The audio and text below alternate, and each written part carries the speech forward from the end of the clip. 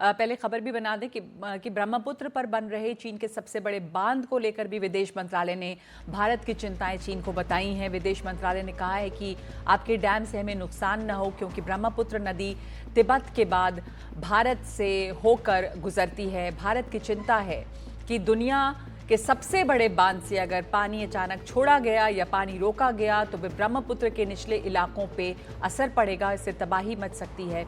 इस सिलसिले में कई बार विशेषज्ञों की बैठकों के जरिए चीन को भारत की चिंता बताई जा चुकी है। तो कादम्बिनी, ये भी एक बहुत बड़ा मुद्दा है भारत के लिए। सबसे बड़ा डैम दुनिया का बना रहा है ब्रह्मपुत्र के अपर रीचेस में चाइना, जिससे कि जो लोअर राइपेरियन इलाके हैं वहां पर बहुत असर पड़ेगा। भारत के नॉर्थ ईस्ट में असर पड़ेगा, दूसरे देशों में तो खैर बांग्लादेश जैसे देश भी हैं, तो इसमें भी ट्रांसपेरेंसी चीन की तरफ से ज्यादा नहीं है। बिल्कुल, इसमें 25 दिसंबर को ये ऐलान किया गया और ये खबर आई भारत के पास। भारत जो है इसमें लोअर राइपेरियन स्टेट है, यानी कि जो पानी है चीन से होता हुआ भारत की तरफ गिरता है। इसमें अगर उसके ऊपर ऐसा एक बांध बनता है जो पानी रोकता है, तो भारत के लिए, भारत के जो राज्य हैं उनके लिए ये बेहद चिंता की बात होगी, चाहे वो हाइड्रो प्रोजेक्ट्स की बात हो या फिर खेती की बात हो। इसको लेकर समय समय पर चाहे एक्सपर्ट पैनल हो या फिर डिप्लोमेटिक चैनल्स हो, भारत लगातार अपनी चिंता बताता रहा है। एक बार फिर भारत ने इस खबर के आने के बाद ये कहा है कि इस पूरे मामले में ट्रांसपेरेंसी होनी चाहिए, ताकि भारत का जो भी इंटरेस्ट है, भारत का जो हित है, वो कहीं भी किसी भी प्रकार से उसको उस पे समस्या ना आए। और चीन को ये बताया गया है कि जो अपस्ट्रीम एरियाज में ब्रह्मपुत्र का है उसमें इस तरह की कोई एक्टिविटी ना हो जिसके कारण भारत के स्टेट्स पर असर पड़े। लेकिन भारत जो है वो लगातार पूरे मामले को मॉनिटर करता रहेगा और जो अपने हित हैं उनकी रक्षा करने के लिए वो कदम उठाता रहेगा। जी, तो भारत की तरफ से ये कंसर्न्स जो है साफ तौर पे बता दिए गए हैं। एक नई चिंता जो है वो जिनजियांग प्रांत में बने दो नए काउंटी हैं उनके ऐलान को लेकर है। इसमें से कुछ इलाके जो हैं वो भारत के लद्दाख में भी आते हैं। क्या किसी तरह की भी और खबर है कादम्बिनी की चीन की इस पर क्या प्रतिक्रिया रही है? भारत ने अपने कंसर्न्स जो जाहिर किए हैं या वहाँ के मीडिया में, अखबारों में क्या कहा जा रहा है इसे लेकर?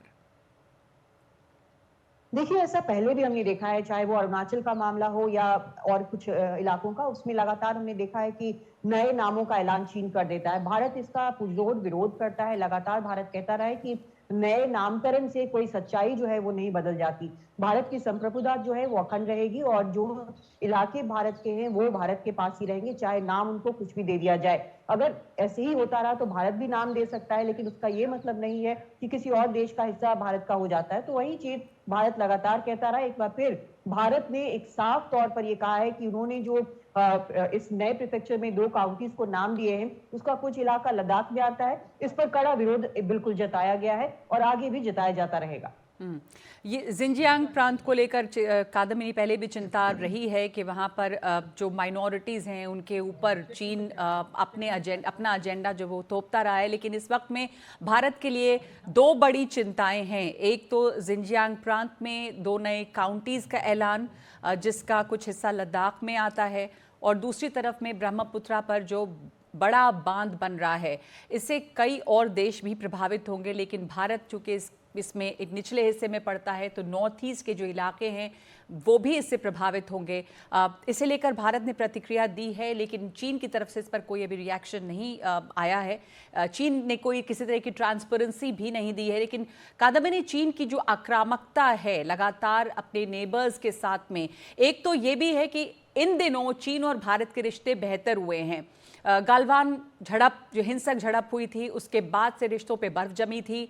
बहुत उसके सालों के बाद में अब जाकर प्रधानमंत्री, विदेश मंत्री, एनएसए के लेवल पे बातचीत हुई है। तो एक तरफ वो रिश्ते बेहतर हो रहे हैं, लेकिन दूसरी तरफ चीन फिर इस तरह के मुद्दे उठा रहा है जहां पर टकराव की संभावना बढ़ती है।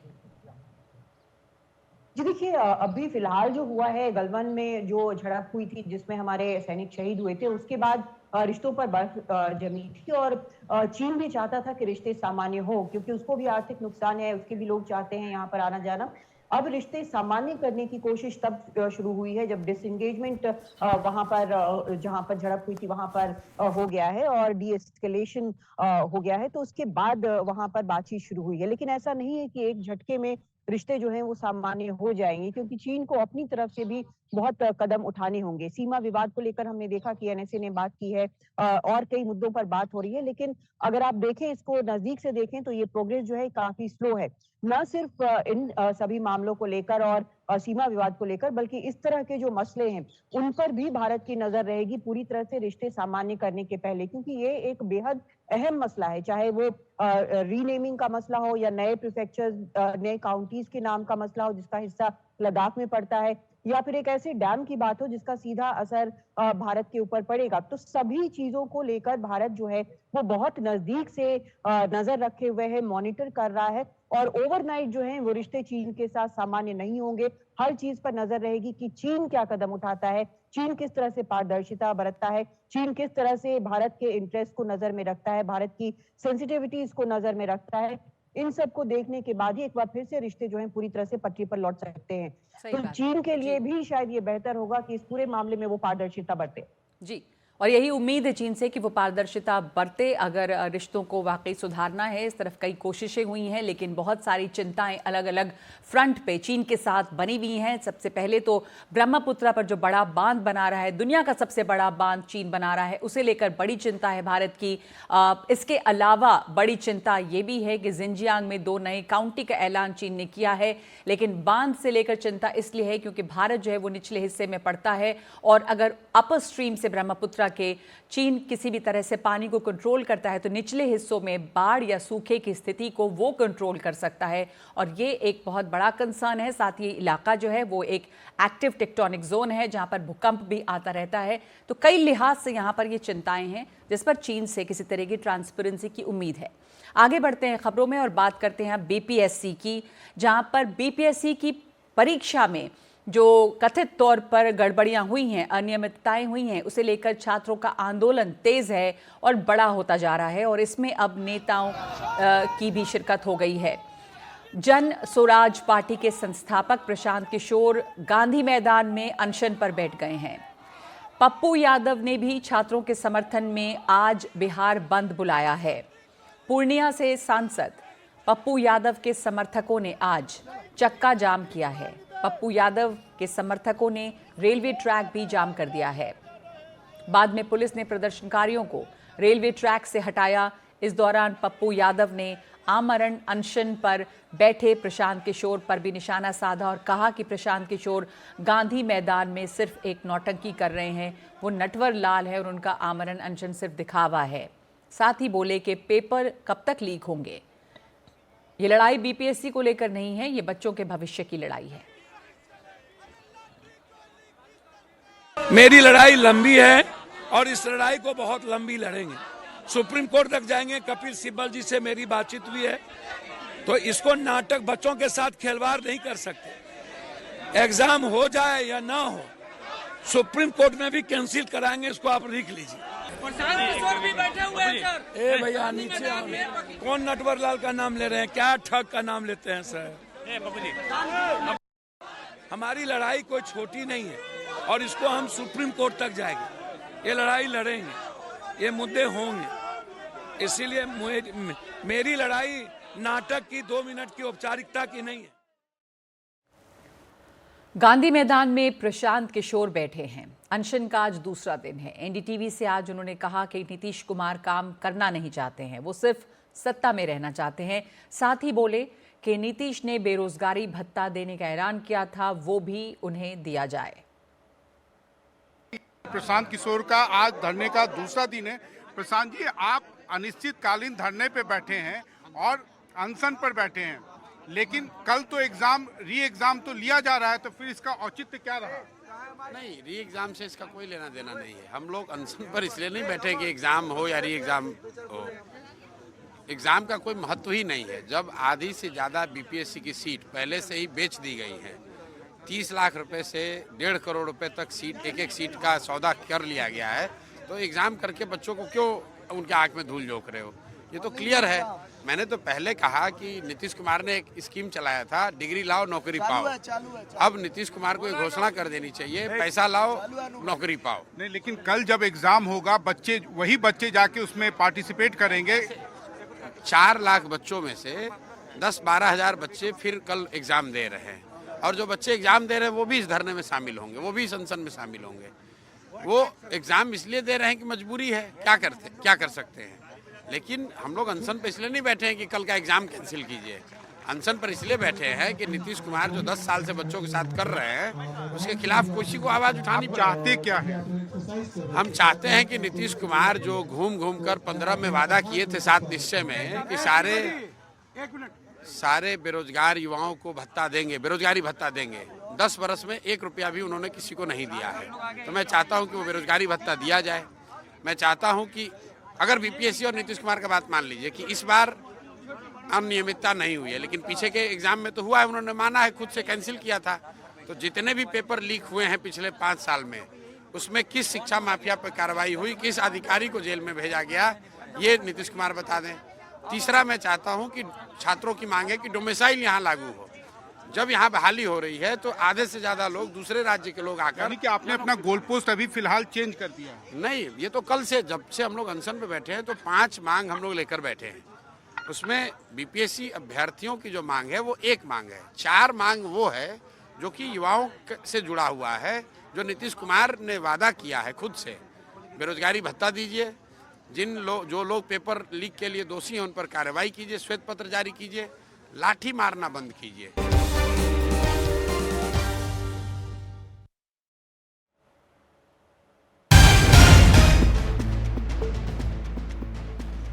ब्रेकिंग न्यूज आ रही है कि नए साल में भारत की खुफिया एजेंसियों ने बड़ा अलर्ट जारी किया है। आतंकी हमले का अलर्ट जारी किया गया है। आतंकियों के निशाने पर दिल्ली और पंजाब है।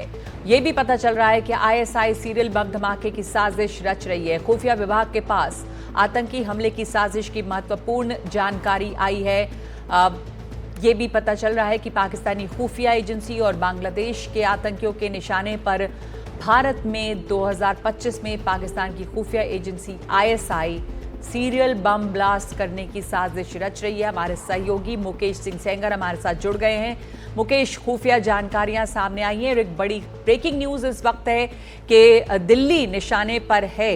आतंकी हमले का अलर्ट जारी किया गया है। किस तरह की जानकारियां मिली हैं?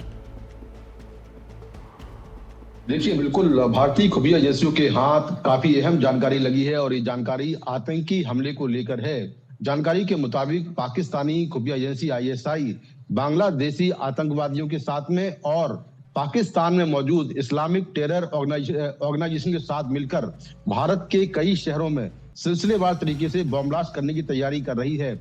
और इसमें जो पीओके बेस्ड टेररिस्ट हैं उनके जरिए भी वो हमला करवा सकती है। तो ये अहम जानकारी खुफिया एजेंसियों को मिली है और ये कहा गया है अलर्ट में कि आईएसआई एक बड़ी कॉन्स्पिरेसी कर रही है, जिसके तहत वो बांग्लादेश के आतंकी संगठनों और पाकिस्तान में मौजूद आतंकी संगठनों के साथ मिलकर भारत में सिलसिलेवार तरीके से यानी कि सीरियल बम ब्लास्ट करवा सकती है।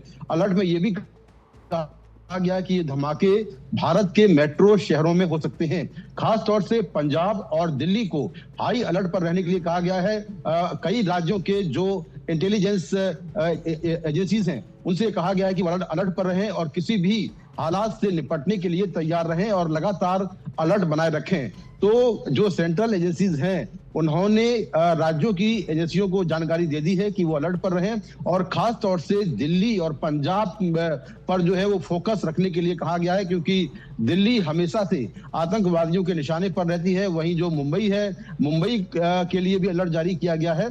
तो तमाम जो स्टेट की एजेंसीज हैं, खुफिया एजेंसीज हैं और जो पुलिस है उससे कहा गया है कि वो अलर्ट पर रहें और किसी भी आतंकी हमले से निपटने को तैयार रहें, क्योंकि आईएसआई पाकिस्तानी बेस्ड आतंकियों और बांग्लादेश के आतंकियों के साथ मिलकर भारत में बड़े पैमाने पर हमला करवाने की फिराक में है, जिसमें सीरियल बम ब्लास्ट से लेकर लॉन वुल्फ अटैक तक करवा सकती है। जी, सीरियल बम ब्लास्ट से लेकर लोन वुल्फ अटैक यानी कि अकेले हमलावर जब हमला करते हैं, इस तरह का खतरा बना हुआ है। बांग्लादेश के रास्ते या बांग्लादेश के साथ मिलकर ये हमले हो सकते हैं, इस तरह की खबरें आई हैं खुफिया एजेंसियों के पास। धन्यवाद आपका मुकेश सिंह सेंगर इस जानकारी के साथ। तो हाई अलर्ट पे है दिल्ली और पंजाब भी। आगे बढ़ते हैं खबरों में और बात भोपाल की, जहां पर 40 साल के बाद अब यूनियन कार्बाइड का जहरीला कचरा पीथमपुर भेजा गया है और यहां पे 337 मीट्रिक टन जहरीले कचरे को जलाने को लेकर जगह जगह पर इसका जबरदस्त विरोध हो रहा है। प्रदर्शनकारियों ने मुंबई आगरा राष्ट्रीय राजमार्ग जाम किया है, इससे लंबा जाम लगा है। लोग इसका विरोध कर रहे हैं कि यहाँ पर ये कचरा नहीं जलाया जाना चाहिए। पीथमपुर में लोगों और कई संगठनों ने जहरीला कचरा जलाए जाने के खिलाफ धरना प्रदर्शन किया है। 40 युवा अनिश्चितकालीन धरने पर बैठे हैं, 2 ने आत्मदाह की कोशिश की है। पुलिस ने प्रदर्शनकारियों पर लाठी चार्ज किया है, लेकिन जबरदस्त प्रदर्शन इसके खिलाफ हो रहा है। तनुश्री हमारे साथ जुड़ गई, हमारी सहयोगी। तनुश्री, ये जो हंगामा है वहां पर विरोध प्रदर्शन है लोगों का, जायज है, वहां पे किस तरह का हंगामा आप देख रही हैं? और पुलिस प्रशासन की तरफ से बल प्रयोग भी हुआ है, लेकिन बड़ी तादाद में लोग जुड़े हैं इस प्रोटेस्ट के साथ।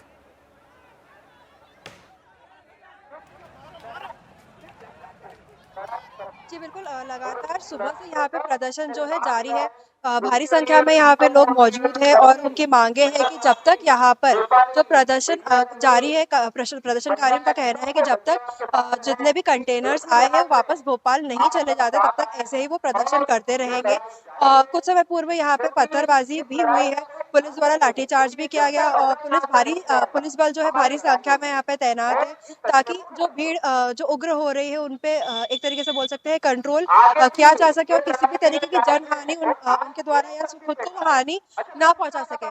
सुबह ही 2 लोगों ने आत्मदाह का प्रयास किया था, जिन्हें तत्काल प्रभाव के साथ अस्पताल भेजा गया। तो पुलिस बल यहाँ पे भारी संख्या में तैनात है। उनकी कोशिश है कि अब इसके आगे कोई भी जनहानि या किसी भी प्रकार में आसपास रहने वाले रहवासियों को इसके द्वारा दिक्कत नहीं हो। आपको ये भी बता दें कि जहाँ पर प्रदर्शनकारी बैठे हैं, जहाँ पर लगातार आमरण अनशन पर बैठे हैं, तो वहाँ पर अभी कुछ समय पहले कलेक्टर भी पहुंचे थे।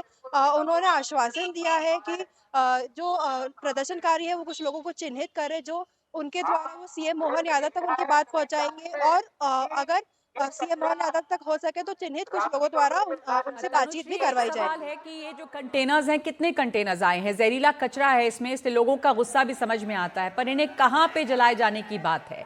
ये कहाँ ले जाया जा रहा है कंटेनर्स को? जी देखिए, ये भोपाल के यूनियन कार्बाइड से 12 कुल कंटेनर्स जो है वो इंदौर के पास ही मौजूद पीथमपुर आए हैं। पीथमपुर के रामकी कंपनी में जो है इनको नष्ट किया जाना है। भोपाल से तकरीबन 12 कंटेनर जो है आधी रात को 4 बजे के आसपास पीथमपुर क्षेत्र में पहुंच चुके थे और इसमें 5 अलग-अलग तरीके के जो है हम बोल सकते हैं गार्बेज वेस्ट है, जिनको यहाँ पे नष्ट किया जाना है। जो है वो क्या है, लोगों को क्या डर है?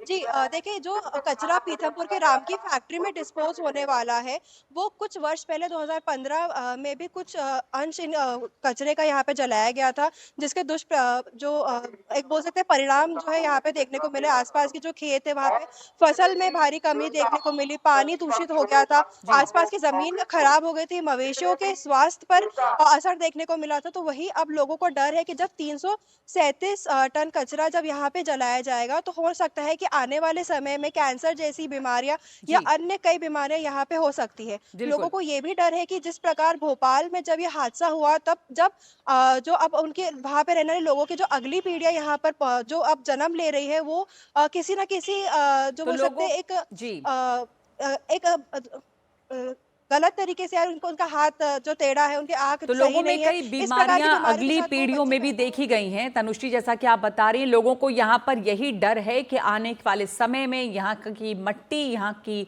हवा, पानी, ये सब प्रदूषित हो सकते हैं और इसका असर उनके आने वाली पीढ़ियों पर पड़ेगा।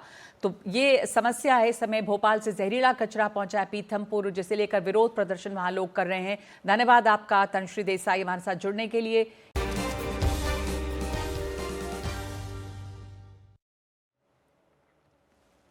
दिल्ली की कालकाजी सीट पर चुनावी मुकाबला बहुत दिलचस्प हो गया है। कांग्रेस ने मुख्यमंत्री आतिशी के खिलाफ अलका लांबा को टिकट दे दिया है। और इसकी चर्चा हो रही थी जब से अलका लांबा वहाँ पे कालका जी मंदिर पहुँची थी। तो यहाँ पर हमारे साथ शादाब जुड़ गए हैं। शादाब, ये काफ़ी दिलचस्प मुकाबला होगा। यहाँ अब अलका लांबा भी आ गई हैं, तो 3 दिग्गजों के बीच मुकाबला रहेगा इस सीट पर। जी बिल्कुल, देखिए अलका लांबा का नाम काफ़ी दिनों से चर्चा में था और आज उस पर आधिकारिक मुहर लग गई है और कांग्रेस पार्टी की जो लिस्ट आई है उसमें अलका लांबा का नाम है। देखिए अलका लांबा की सीट बदली गई है, या जो पिछला विधानसभा चुनाव है वहाँ वो चांदनी चौक से चुनाव लड़ी थी, लेकिन वो तीसरे नंबर पर रही थी। तो इस बार उनको आतिशी के खिलाफ उतारा जा रहा है। मैं आपको अलका लांबा का थोड़ा बैकग्राउंड बता दूं कि ये दिल्ली यूनिवर्सिटी की अध्यक्ष रही थी और 2003 में ये मदन लाल खुराना जो उस वक्त के मुख्यमंत्री थे उनके खिलाफ पहला चुनाव लड़ी थी, हालांकि हारी थी।